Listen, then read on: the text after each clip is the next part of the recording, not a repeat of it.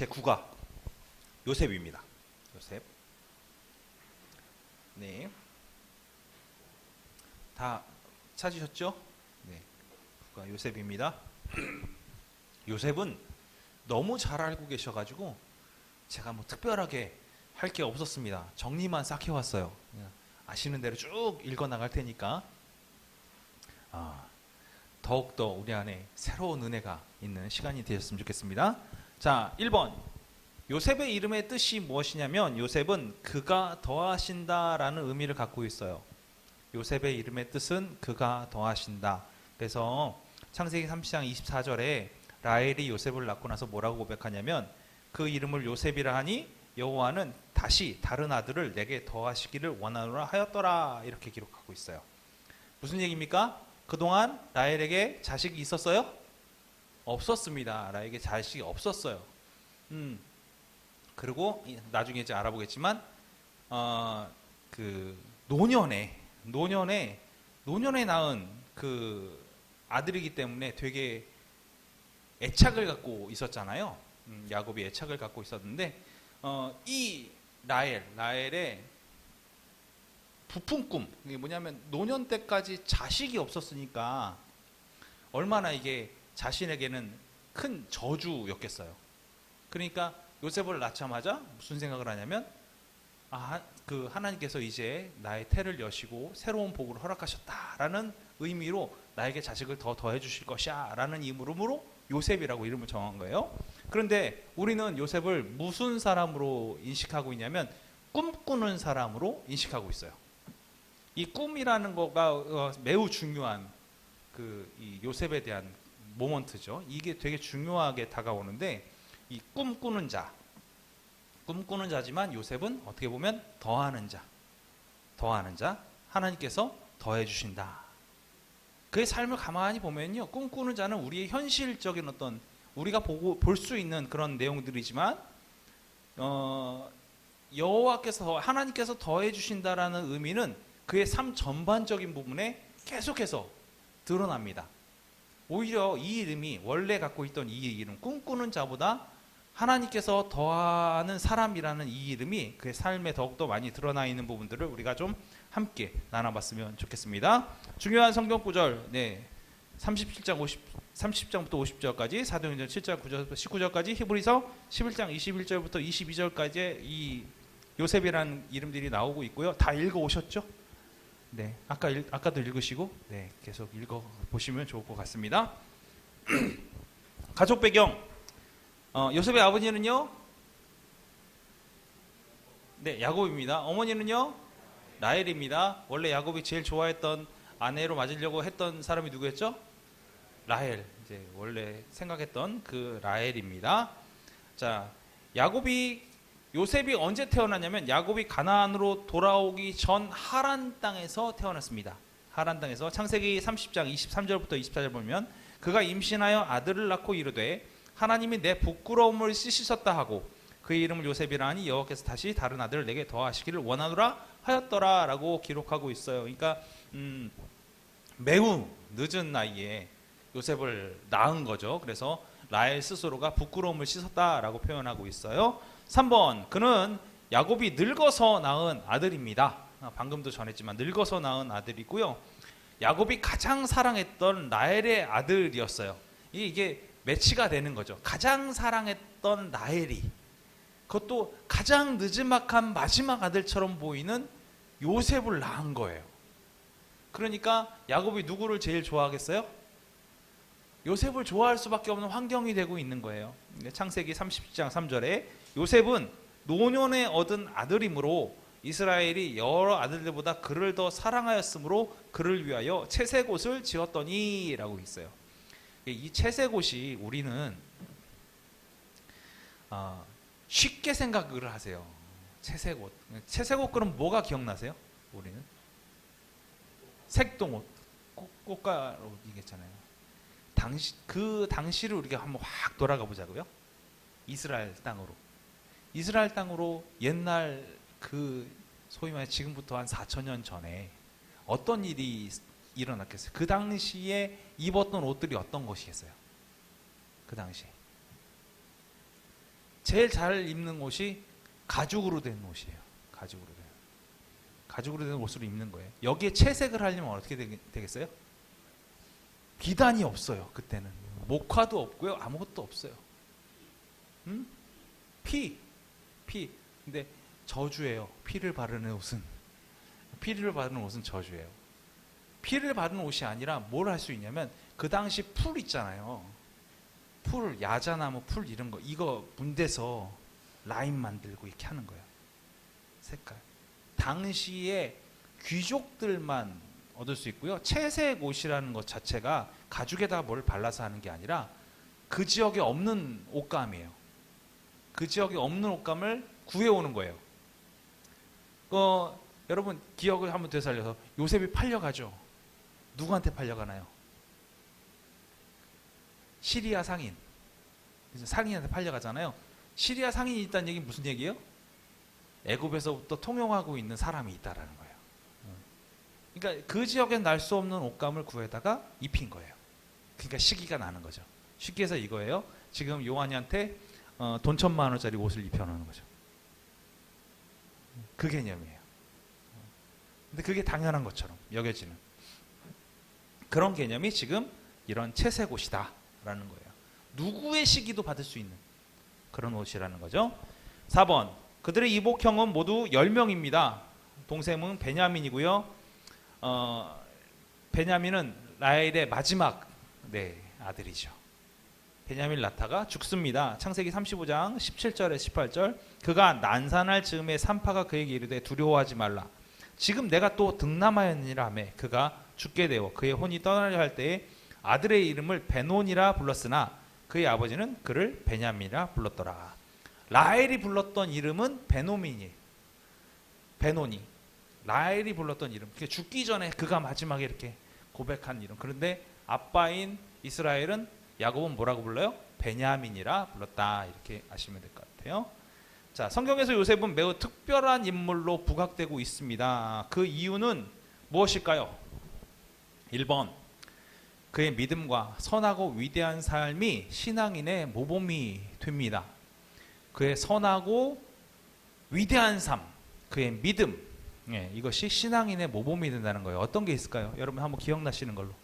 믿음 하면, 믿음은 어떤 부분이 나오죠?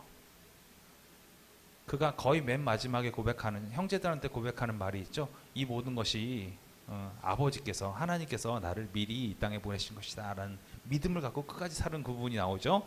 선하고 위대한 삶은 어디서 나올까요? 보디발의 집에서 모함 당했을 때 그가 어떻게 하나요? 아, 이거 아니에요. 이거 이렇게 했어서 이렇게 얘기 안 하고 뭐 했어요? 그냥 순응하고 나가죠. 그 위대한 삶이라는 건 어디서 드러날까요? 그가 한 단계 한 단계 뭔가 변화를 갖고 있음에도 불구하고 그 모든 것을 자신의 것으로 돌리지 않고 모든 사람들을 향하여 하나님께서 이 모든 것을 행하셨다라고 돌릴 수 있는 이 아름다운 삶, 그게 위대한 삶이라고 볼 수 있죠. 그의 인격이나 경험 면에서도 그리스도의 모형이 된다. 마찬가지예요. 이런 모든 것들이 신앙인의 모범이 된다라고 하는 것은 지금 예수님께서 우리에게 어떤 모습들을 보여주고 오셨냐? 모든 사람들의 친구로 오셨고요. 그 다음에 모든 사람들의 치료자로 오셨고 구원자로 오셨어요. 그렇지만 그는 높은 곳에 있는 것이 아니라 가장 낮은 곳에 임하셨고 그는 매우 인격적으로 모든 사람들을 대하셨죠. 어떤 사람들이라도 예수님 앞에서는 다 평등한 것처럼 그렇게 대하셨던 분이 예수님이셨어요. 그런 부분들을 통해서 언제나 늘 자신이 어떤 남들보다 조금 못한 상태에 놓인다 할지라도 주님은 그것을 용서하시고 사랑하셨던 그 모습처럼 요셉 역시 그의 삶을 통해 그런 것들이 계속 드러나고 있다라는 거죠. 그래서 거기서 그리스도의 모형이 드러난다라는 거예요. 자, 구약 성경은 요셉에 대해서 어떻게 말하고 있는가? 요셉은 겸손한 꿈의 사람입니다. 꿈의 사람이었죠. 그래서 요셉은 미움을 받을 수밖에 없는 사람이었어요. 이 꿈 때문에. 그런데 재미있는 사실은 뭐냐면 요셉이 아버지인 야곱으로부터 매우 사랑을 받고 있다는 것은 채색옷을 통해서 드러났는데 창세기 37장 4절에는 그의 형들이 아버지가 형들보다 그를 더 사랑함을 보고 그를 미워하여 그에게 평안하니 말할 수 없었더라 이렇게 기록하고 있어요. 그러니까 형들한테 편안히 말을 듣지 못하는 사람, 결국에 이 사람 뭐예요? 요즘 말로 왕따예요. 왕따. 그러니까 막 장난도 치고 그러잖아요, 형제끼리. 근데 편하게 말을 할 수 없을 정도가 됐다는 얘기는 아예 말을 걸질 않는 거예요. 무시하고 사는 거예요. 왜? 잘못 얘기했다가 요셉이 다른 말을 전하면 자신이 더 불리한 상황이 처해질 수도 있으니까 아예 말을 안 하는 거예요. 멀리 떨어져 있는 상황. 그 상황이 지금 요셉의 상황이라는 거죠. 그런데 37장 5절에 보니까 요셉이 꿈을 꾸고 자기 형들에게 말하며 그들이 어떻게 해요? 더욱 미워하였더라. 지금 미움에 미움을 더하고 있는 거예요. 그 다음에 30장 8절에 그의 형들이 그에게 이르되 내가 참으로 우리 왕이 되겠느냐, 참으로 우리를 다스리게 되겠느냐 하고 그의 꿈과 그의 말로 말미암아 그를 더욱 미워하더니 계속해서 쌓여간 거예요. 미움이 계속 켜켜이 쌓아가는 거예요. 여러분, 이거는 저와 여러분도 똑같이 고민해 보셔야 될 부분 중에 하나예요. 뭐냐면 첫 번째 미움이 없었다고 생각을 해보세요. 첫 번째 미움이 없는데 누가 와가지고 형, 내가 봤더니 내가 이런 꿈을 꿨어. 그러면 야, 웃기고 앉았네. 야, 내가 그러겠냐? 그러고 말았을 거예요. 첫 번째 미움이 없었다면. 그렇잖아요. 그냥 무시하고 넘길 수도 있는 내용이에요. 그거에 뭐 막 집착해서 이렇게 진짜 죽자 살자고 덤벼드는 그런 사람은 없을 거예요. 그런데 뭐가 있었기 때문에? 첫 번째 미움이 있었으니까. 첫 번째 미움이 근거가 돼서 지금 요셉이 하고 있는 말이 가시로 들어오는 거예요. 지금 가시로. 그러니까 미움 위에 더욱 미움이 쌓이고, 그리고 그 위에 또 뭐요? 그의 말과 그의 꿈으로 인하여 더더욱 미움이 쌓이고, 이 미움이 쌓이니까 어떻게 돼요? 형제들이 나중에 뭘 하냐면 요셉을 죽이고자 하여 이렇게 나와요. 죽이는 걸 논하거든요. 그게 무슨 얘기냐면 우리의 미움은 바로바로 없애지 않으면 이렇게 켜켜이 쌓여요. 해소가 안 돼요. 해소가 될 수가 없어요. 이걸 우리가 명심해야 됩니다. 미움에 미움이 쌓여지는 것들은 우리가 어떻게 감당할 수 없어요. 이건 결국에는 어디까지 가느냐? 살인까지 가는 거예요. 여러분 혹시 주위를 돌아보시면서 미움이 있으신 분 계신가요? 전선생 앞에 노려보신 거 아니시죠? 네. 앞에 노려보신 거 아니시죠? 네. 빨리 푸셔야 돼요. 빨리 푸셔야지만 이 부분이 해소가 되고, 그리고 주님이 우리가 원하신 그 삶을 살아갈 수 있을 것 같습니다. 두 번째, 요셉은 꿈꾸는 사람이었다. 이 꿈들로 인해서 형들에게 어떻게 해요? 켜켜이 쌓이는 이 꿈들이 미움의 촉발제가 되죠. 첫 번째 꿈이 있습니다. 형들의 볕단이 절하는 꿈.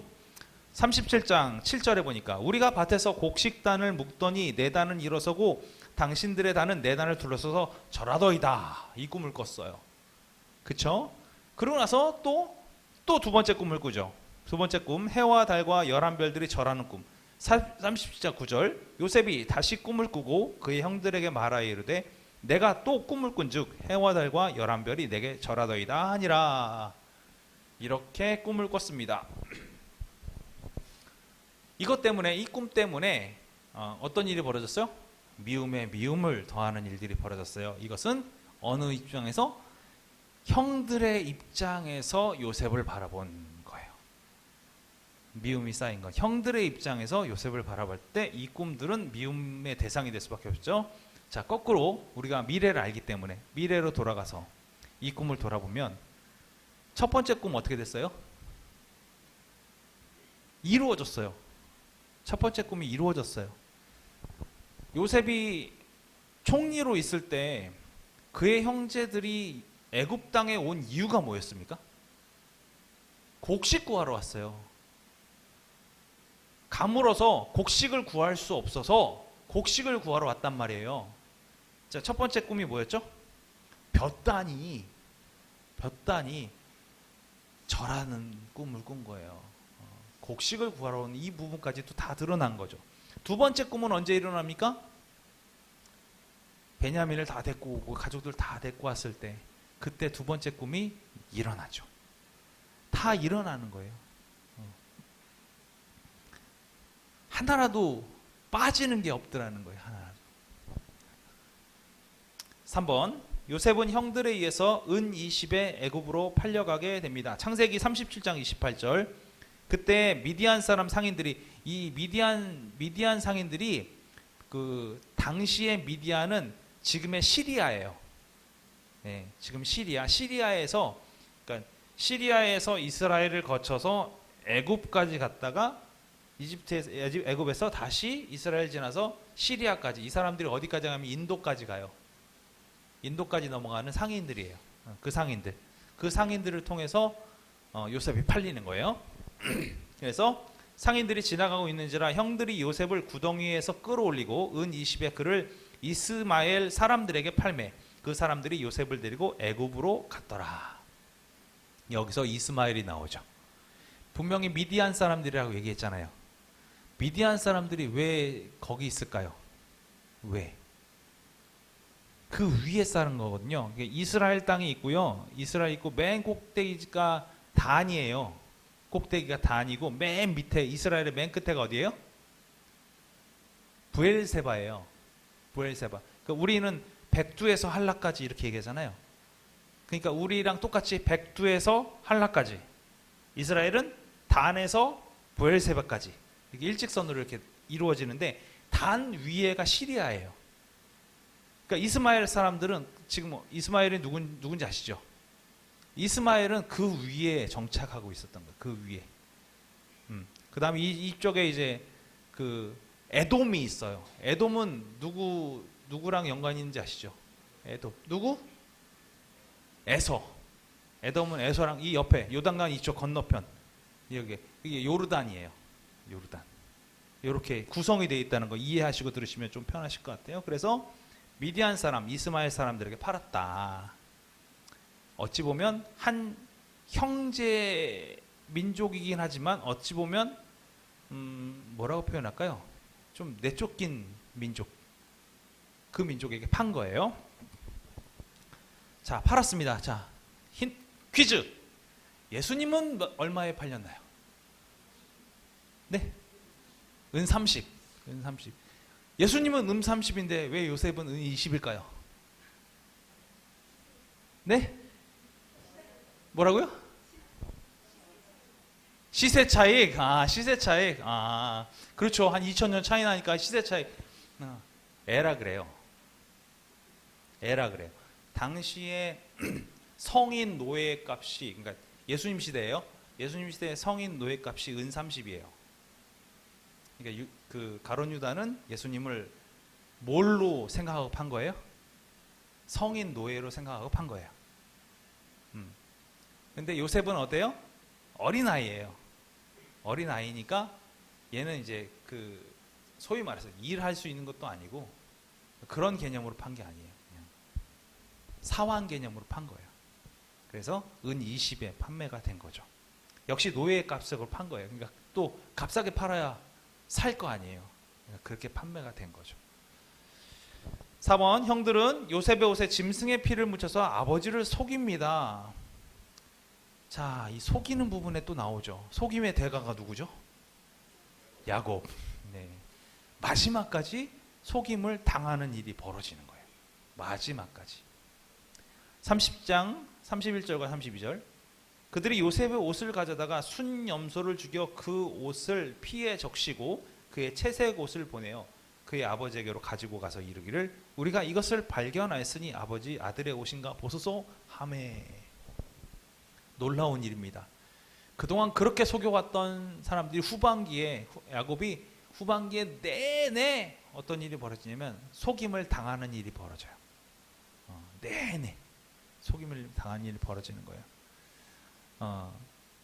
채색 옷은 아까 얘기하는 그 짐승의 피가 묻게 되면 요즘처럼 잘 만들어진 옷들이 아니기 때문에, 그리고 당시는 세탁을 거의 못했어요. 어떤 옷이든 세탁을 거의 못했는데 이 채색 옷에는 짐승의 피가 묻으면 잘 안 번졌대요.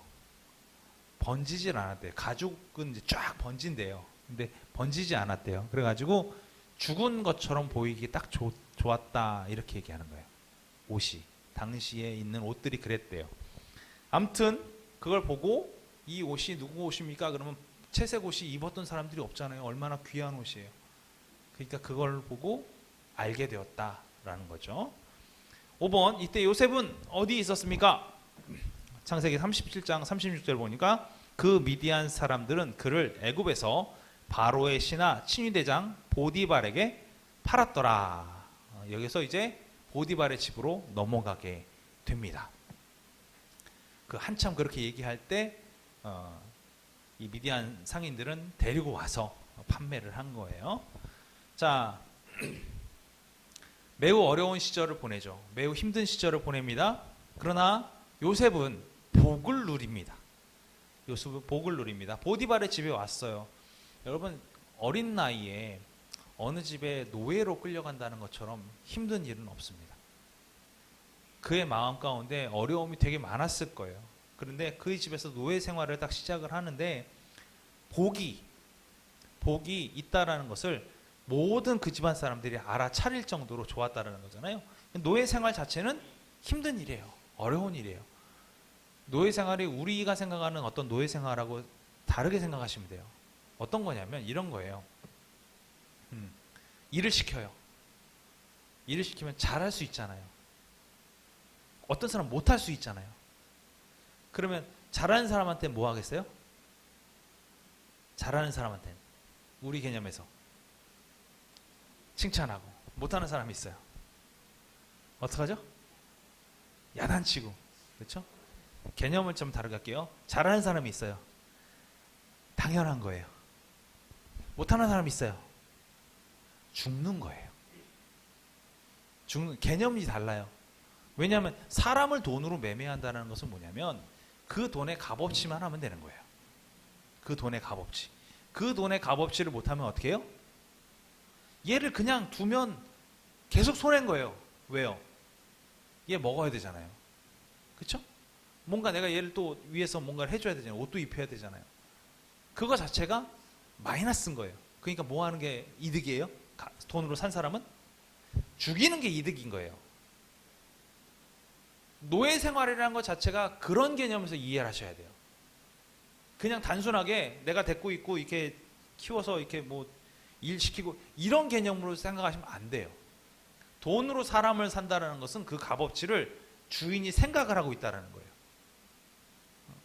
그러니까 우리가 노예 생활을 너무 뭐 이제 우리 조선시대 종 이 개념, 뭐 계급 개념 이렇게 보고 있는데 그거랑은 전혀 다르다. 왜냐하면 지금의 종은 그 당시에는 노예이기 때문에, 돈으로 산 노예이기 때문에 죽음을 주인이 손에 쥐고 있는 그런 상황의 노예 생활이다 라고 보시면 될 것 같습니다. 그래서 창세기 39장 1절에 요셉이 이끌려 애굽에 내려가매 바로의 신하 친위대장 애굽 사람 보디발이 그를 그리로 데려간 이스마엘 사람의 손에서 요셉을 사니라. 요셉을 산 거예요. 다행히도 보디발의 집에 간 것 같습니다. 그래서 요셉은 보디발의 집에 큰 기쁨을 주었죠. 다른 사람들도 복이 된다라는 사실. 요셉 자체가 그 집안의 축복이 되는 놀라운 은혜가 있었습니다. 그래서 39장 3절에서 6절까지 그의 주인이 여호와께서 그와 함께 하심을 보며 또 여호와께서 그의 범사에 형통하게 하심을 보았더라. 이게 놀라운 일이에요. 이게 놀라운 일이에요. 주인이 보는데 아까도 말씀했잖아요. 잘하는 사람은 뭐라고요? 그냥 기본인 거예요. 그냥 기본. 잘하는 사람은 그냥 기본인데 뭘 하나 맡겼는데 이 주위가 다 잘 되는 게 보이는 거예요. 이런 거 이해가 되시죠? 이 사람이 어떤 일을 했어요. 어떤 일을 해서 어떤 결과물을 갖고 왔어요. 이건 기본으로 보이는 거예요. 그런데 이 일을 맡겼는데 이 사람 주위에 어떤 엄청나게 좋은 일들이 계속해서 발생하고 있는 거예요. 그게 눈에 보이는 상황이 지금 이 상황이에요. 그가 범사에 형통하게 됐다. 그가 하는 모든 일들이 잘못하는 일도 없고 기이한 도우심을 통해서 계속 잘 되고 있는 모습이 보여지는 거예요. 그래서 4절 보니까 요셉이 그의 주인에게 은혜를 입어 섬김에 그가 요셉을 가정 총무로 삼고 자기의 소유를 다 그의 손에 위탁하니 그가 요셉에게 자기 집과 그의 모든 소유물을 주관하게 한 때부터 여호와께서 요셉을 위하여 그 애굽 사람의 집에 복을 내리심으로 여호와의 복이 그와 그의 집과 밭에 있는 모든 소유에 미친지라. 주인이 그의 소유를 다 요셉의 손에 위탁하고 자기가 먹는 음식 외에는 간섭하지 아니하였더라. 이렇게 성경은 이야기하고 있습니다. 그가 보디발이 일을 맡겼을 때 그 일을 통해서 요셉 주위에 어떻게 그 범사에 형통한 일들이 벌어진 순간 보디발도 느낀 거예요. 하나님께서 함께하고 있구나. 보디발 스스로가 느꼈기 때문에 뭐 했냐면 자신의 전 재산을 다 맡긴 거예요. 맡겨봤더니 어떤 일이 벌어졌어요? 맡겨서 요셉이 알아서 일 처리를 하는데 집안에 복이 들어오는 걸 느낀 거예요. 그러니까 아예 음식 외에는 다 맡겨버리고 요셉이 그 집안을 전체를 관할하는 집사 역할을 제대로 수행하게 되는 거죠. 집 전체가 복이 되는 거예요. 저희 모두에게도 이런 일이 있었으면 좋겠습니다. 그 은혜가 있었으면 좋겠어요. 이 은혜는요, 앞서 얘기한 것과 동일해요. 우리 아까 기억하시죠? 그의 믿음과 선함과 위대한 삶이 신앙인의 모범이 되었다. 이게 매우 중요한 일이다 라고 얘기했어요. 그의 뭐가요? 믿음과 또 선함과 위대한 삶을 통하여 그가 신앙인의 모범이 되었다. 우리가 이 세 가지를 놓치면 안 되는 거예요. 믿음과 선함과 그 다음에 위대한 삶. 삶이 없으면 그냥 머릿속에서 떠도는 공중에 떠있는 믿음밖에 되지 않아요. 전에도 우리가 말씀드렸다시피 아브라함이 믿음을 갖고 그걸 뭐 했어요? 행했어요. 믿음을 가지고 행했어요. 이게 완성이에요. 완성. 믿음과 선함이 있어요. 그가 원래 인격적으로 선해요. 그가 생각해서 하나님을 믿는 믿음이 아주 좋았어요. 그런데 행하지 않으면 그건 그 사람 거예요. 끝인 거예요. 근데 그 믿음을 가지고 자신의 인격적인 선함을 가지고 뭘 한 거예요? 행했어요. 그랬더니 그의 삶이 위대해졌어요. 이게 완성이라는 거예요. 우리가 믿음을 갖고 있고 우리 마음에 인격적인 선함이 갖고 있어요. 그럼 이제 어떻게 해야 돼요? 이제 위대한 삶을 살아내야 되는 거예요. 그 위대한 삶을 살아내게 될 때 오늘 요셉이 겪었던 그리고 그 수많은 시련 가운데서도 복을 누리는 우리 모두가 될 줄로 믿습니다. 그렇게 살았으면 좋겠습니다. 너무나 형통해졌습니다. 너무나 좋아졌습니다. 모든 일들이 잘 풀려요. 요셉은 어떻게 보면 야곱과 함께 살았던 시절, 광야에서 살던 시절보다 더 풍요로운 삶을 누렸을지도 몰라요. 비록 그가 신분은 노예이고 신분은 아무것도 안 낼지 모르지만 계급은 아예 없는 거예요. 그런 상황일지 모르지만 그가 사는 삶은 풍성했을 수도 있었습니다. 그런데 이 신분 때문에 그가 결국에는 무고를 당하게 되죠. 아무도 죄를 짓지 않았지만 그가 죄를 지은 것처럼 당하게 되는 안타까운 일이 벌어집니다. 그래서 감옥에 갇히게 되죠.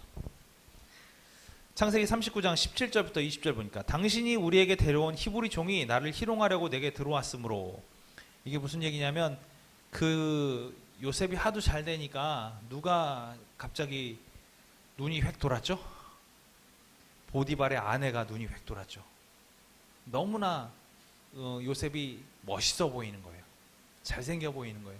그래서 유혹하려고 하다가 요셉이 뿌리치니까 끝까지 옷을 붙잡고 매달린 거예요. 그러니까 요셉이 어떻게 했나요? 그의 겉옷을 벗어버리고 도주를 합니다. 그 자리를 피합니다. 피했더니 어떤 일이 벌어졌어요? 이제 아예 대놓고 고발을 한 거죠. 고소를 한 거예요. 당신이 데려온 이 히브리 사람이 나를 범하려 했다라고 오늘 얘기하고 있는 거예요. 그래서 18절에 내가 소리질러 불렀더니 그가 그의 옷을 내게 버려두고 밖으로 도망하여 나갔나이다. 완벽하게 잘못된 얘기죠. 누가 나쁜 짓을 꾸미려 했어요? 그의 아내가 꾸미려 했지만 그의 아내의 직분, 신분이 높기 때문에 그 낮은 신분인 요셉이 이거를 감당할 수 없는 상태가 된 거예요.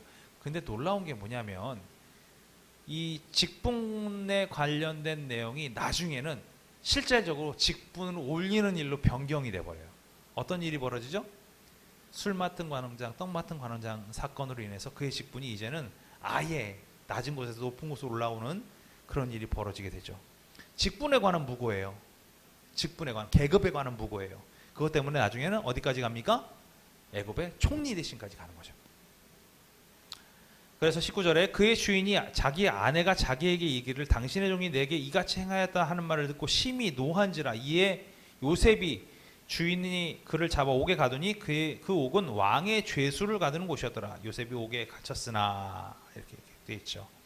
요셉이 갇혔는데 갇힌 곳도 매우 중요한 곳이었어요. 어떤 사람들? 왕의 죄수들. 여기서 왕의 죄수들은 다른 죄수들과 달라요. 쉽게 얘기해가지고 요즘 이런 거 기억나세요? 정치범 수용소. 네, 그런 거 기억나세요? 감옥인데 그 정치범들이 수용되어 있는 거예요. 그리고 뭐 여러 가지 뭐 살인자들을 수용하는데 뭐 폭력 깡패들 수용하는데 사기꾼들 수용하는데 다 다르잖아요. 뭐 경제사범 뭐 다 달라요. 근데 그 중에서 정치범이 수용되어 있는 이 감옥에 간 거예요. 사실은 요셉이 가야 되는 그 감옥은 어딘가요? 요셉이 가야 되는 건 어디요? 그렇죠. 요셉이 가야 되는 건요, 이 강간범 수용소에 가야 되는 거예요. 흉악범 수용소에. 흉악범 수용소에 가야 되는데 요셉이 어디 간 거예요? 정치범 수용소에 간 거예요. 이게 참 묘한 하나님의 섭리죠. 보디발이 그걸 모르지 않잖아요. 보디발이 그걸 모르지 않는데 흉악범을 정치범 수용소에 넣은 것 자체가 이게 말이 안 되는 처사인 거예요. 처사 자체가. 보디발은 이런 거에 빠삭한 사람이에요. 왕을 경비를 하고 있는 사람이잖아요. 빠삭한 사람에도 불구하고 전혀 다른 곳에 수용한 그런 일들이 일어나게 된 거죠. 그 덕분에 감옥이 또 다른 축복의 장으로 바뀝니다. 복을 계속 누리는 그 장소로 바뀌게 되는 거예요. 그래서 창세기 39장 21절 보니까 여호와께서 요셉과 함께 하시고 그에게 인자를 더하사 간수장에게 은혜를 받게 하심에 이렇게 얘기하고 있어요. 간수장이 은혜를 받았다. 간수장이 은혜를 받았다. 놀라운 일이죠. 그러니까 우리가 놓치지 말아야 될 것, 성경에서 이야기되고 있는 모든 것들은 하나에서 끝까지 10까지 다 내용들이 있고요. 다 이어져 있어요. 아까도 얘기했지만 요셉은 믿음과 선함과 위대한 삶을 통하여 그 주위의 모든 사람들이 하나님의 복을 누리는 은혜가 있다라는 거예요. 보디발이 소위 얘기해서 보디발이 자기 집에서 멀리 뒀으면, 이게 이 감옥도 재밌는데요. 보디발은 경비대장이잖아요. 경비대장이니까 자기 집에 있는 감옥에 집어넣은 거예요. 이해가 되세요? 자기 집에 있는 감옥에, 경비대장이기 때문에 왕의 죄수들, 즉 여기가 정치범 수용소를 담당하는 보디발인 거예요. 그러니까 보디발의 그 죄수를 흉악범임에도 불구하고 여기다 집어넣은 거고, 이를 통하여 이 감옥이 어떻게 된 거예요? 복을 받는 거예요. 감옥이 복을 받고 간수장이 복을 받고 은혜를 누리는. 그러면 그게 어디까지 연결될까요? 보디발이 보고 있는 거예요. 그거를. 그 상황까지 연결되는 거예요. 왜요? 이곳은 누구에 관할 건 아니에요?